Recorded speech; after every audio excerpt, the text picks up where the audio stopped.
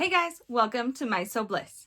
Today I'm super excited to be partnering up with Baby Lock sewing machines and bringing you another sewing tutorial.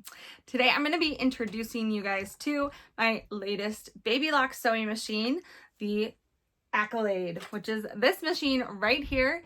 The Accolade does so many cool things. I have so many things that I want to do and show you guys on this machine.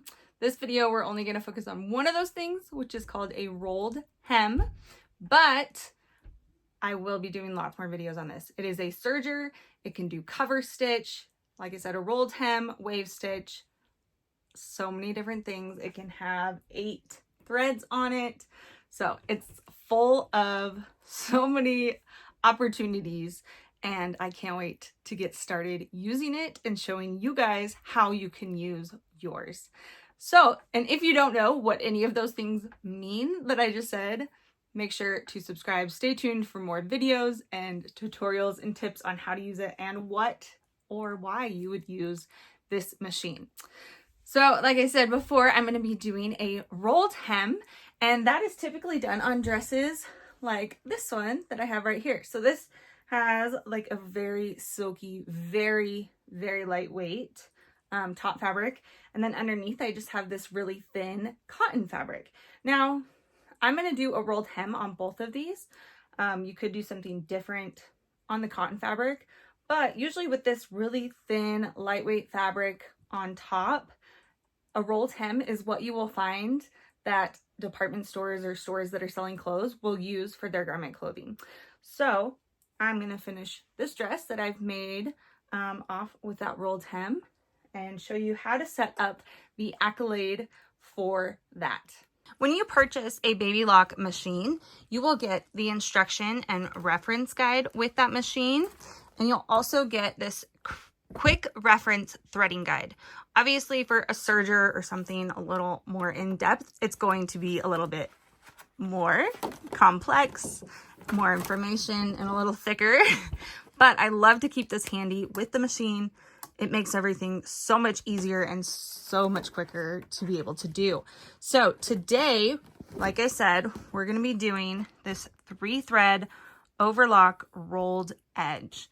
So this is a very close-up look of what that's going to look like. It's going to roll our hem as we serge it or sew it, however you want to call it, because it's serging on an overlock machine, but it's going to be a rolled hem. So we have to set up our machine using this reference guide. Another great reference for all the information you'll need for that rolled hem is going to be page 33 in your instruction manual. So if you want to have those handy, that would be great to get this all set up perfectly. So we can open up the machine just like this. These are all my covers in the front that you want to have open when you are threading. The first thing that you want to do when you go to thread this serger for whatever you're doing is move this lever right here from serging to threading. And that's going to close up this mechanism to do our air threading and make it so much easier. So once I have it down on threading, I'm going to turn my hand wheel, always turn it towards you, and you'll hear it click in place, and you'll see these pieces all lined up and closed so the air can push your thread through exactly where it is supposed to go. So, like I said, that's going to be for anything, any type of threading you're going to have to be doing. So, very simple. Threading, serging. Next, we need to change our knobs. These two right here. This one is for your knife to engage or disengage it. So we can just turn that if we need to, but right now I'm going to leave it on. I want to trim the edge up a little bit as I go, so we're going to leave it on.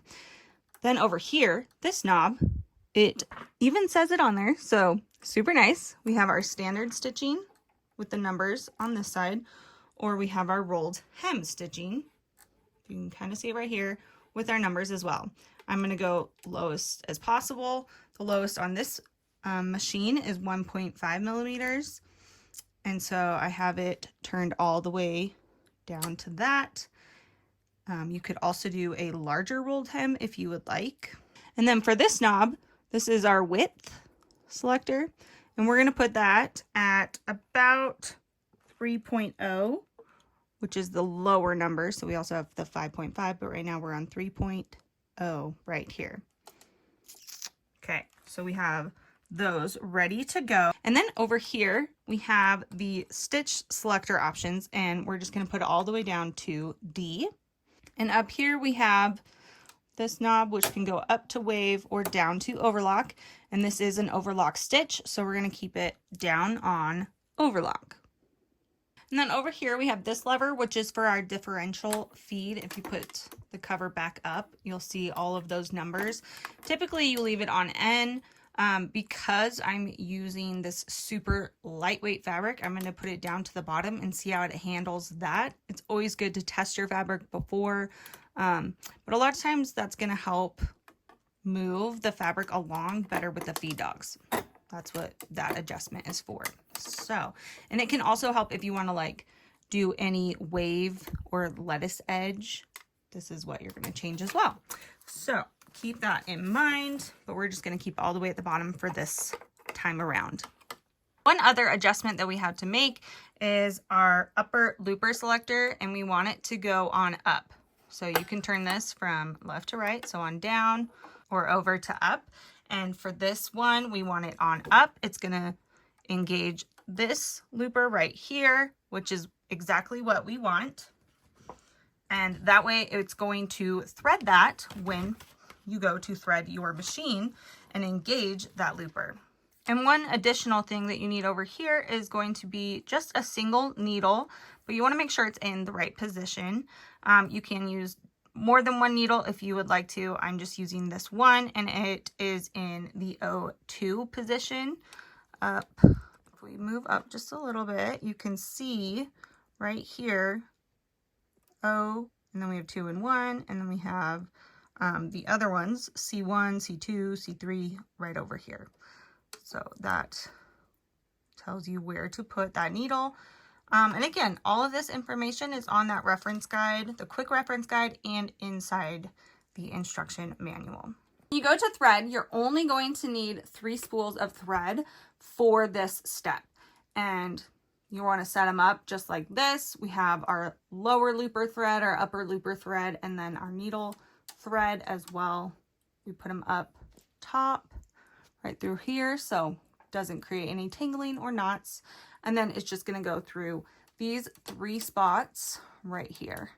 So if you go down, I'll show you the lower and upper looper first. You can see right here my threads are going down. We have the L for lower looper, U upper looper, C is going to be for cover stitch. So that's something else. We're not dealing with that right now. But love, love, love the air threading machine. Makes this so simple, so easy to change out. You really just put the thread through and pump it through, and it threads it all for you. It is magic. It's so good.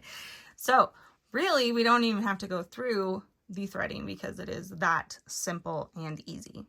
For the needle, it's going to be pretty basic. You just go through here, under these tabs right here, and up and around and down to your needle and thread it through your needle.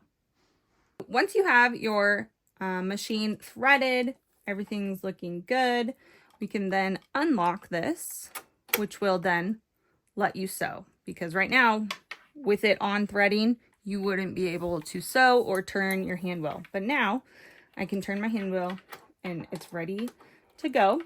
You do want to make sure you lower your presser foot or it's not going to be sewing correctly. Sometimes, okay, a lot of times I forget to do that. And I'm like, oh, why is it sewing so weird? And I need to go lower it. So let's try this out. I'm going to get a scrap piece of fabric. I'm going to use the exact fabric that I cut off of the dress that I used. So I'm just going to go along this edge and see how it looks. I'd like to just slide this under my presser foot just like that, not even lift it, so I don't forget to put it down later.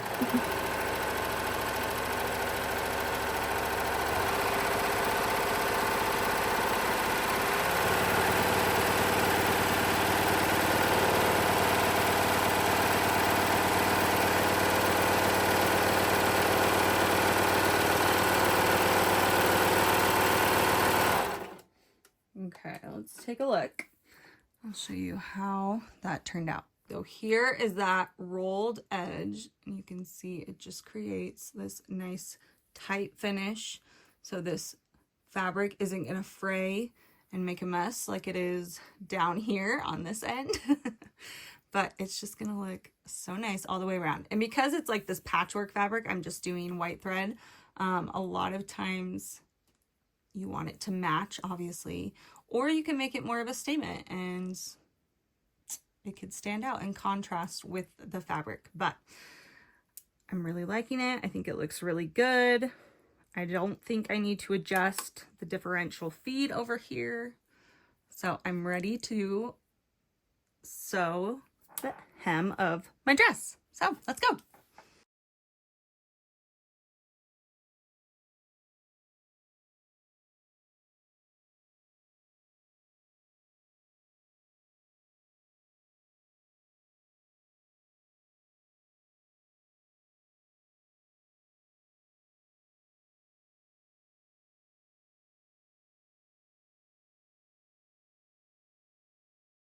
All right, I'm really loving how that turned out, and it kind of just adds to that light, flowy look of this fabric.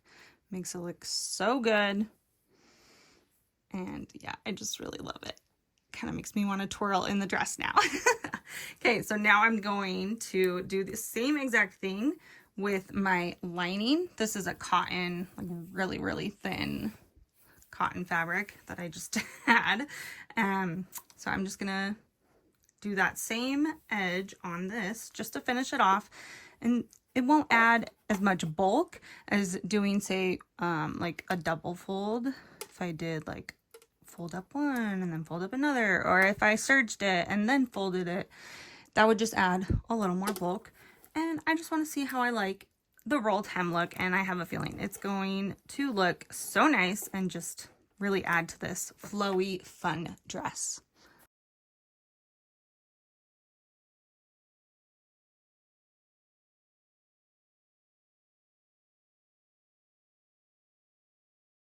So here's how it turned out on the lining. I love it even more because it matches like perfectly. White, like, ugh. It's just so clean, so fresh, so nice. Okay, and then there it is on the bottom of the dress. See, it's just gonna let it flow, let it do its thing. And I think it just looks really pretty, especially with this like patchwork look where I couldn't get the thread to match anything. That was, yeah, looks so pretty. So I'm really got some trimming to do, but I'm really happy with that. I actually did, let me show you. I actually did this is a puff sleeve. I'll link the pattern that I used down below. It's a new look pattern, and this fabric is last year, I'm so sorry, from Hobby Lobby. I haven't checked to see if they have it again. I rarely get fabric at Hobby Lobby, but I was there one day and saw this and was like, I have to have it. And then this year I'm like, okay, it has to be my spring, summer, Easter dress. Like this is it. It screams it. So here we are. Okay, so the hem on the lining, which didn't really even need to line these, but oh well. I did the double fold, and like it's kind of hard to tell because of the puff sleeve, but like look how bulky that looks and like floppy and like stiff. How boring. Yeah, how awful. I think I'm just gonna cut it off and do the rolled edge hem on, I'm dropping everything, on the sleeves as well, because they're just bleh, and it's just more bulk. Why do I need more bulk? I don't. I want it to be light and I want it to be airy, and that is not light and airy. So we're gonna do that. But I love it. I love how this turned out. I can't wait to wear it and just twirl around in it. So that is how you do the rolled hem on the Baby Lock Accolade. I hope you guys enjoyed this tutorial and this little introduction into the Baby Lock Accolade. I cannot wait to make more tutorials and show you all the other things it can do, like regular serging or like really intense serging with way more thread, or a cover stitch, which is one of the things I'm so excited to try out and try on swimsuits. If you've never made swimsuits, they're amazing. I love them. I have so many tutorials and helpful tips on those. But we're definitely going to try a swimsuit with the cover stitch machine, because that is going to make it even better. So stay tuned for those tutorials and all of the fun stuff. Make sure to subscribe. If you have any questions, comments, make sure to leave them down below in the comment section, and I will see you guys next time. Bye!